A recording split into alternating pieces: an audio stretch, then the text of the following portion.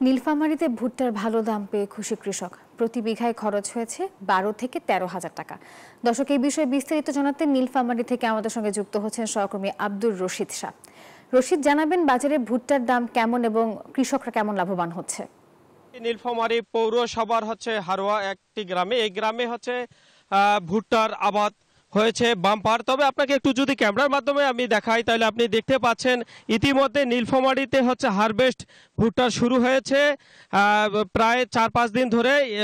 কৃষি অফিসের তথ্য মতে এখন পর্যন্ত প্রায় 3,000 হেক্টর জমিতে হারভেস্ট হয়েছে বলে আমাদেরকে জানিয়েছে কৃষি কর্মকর্তা। তবে কৃষি তথ্য মতে এবার নীলফামারী জেলায় আপনার 35,000 হেক্টর জমিতে ভুট্টার আবাদ হয়েছে বলে আমরা জানতে পেরেছি। তবে আপনাকে আরেকটা যে বিষয় জানিয়ে রাখি যে বান্ডেল থাকলে প্রতি সেনমানিতে টাকা বাঁচবে। বিকাশ সেনমানি বান্ডেল কিনে জিতুন প্রতি লেনদেনে।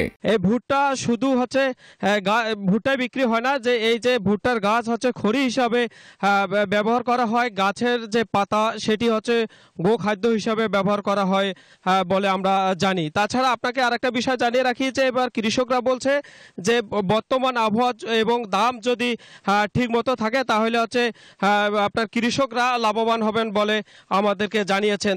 তাছাড়া বর্তমান যে ভুট্টা যে আবাদ সেটি প্রায় বিঘা প্রতি প্রায় 12,000 থেকে 15,000 টাকা ব্যয় হয়েছে এবং বিক্রি প্রায় 35 থেকে 40,000 টাকা। এই ছিল নীলফামারীর হারোয়া থেকে।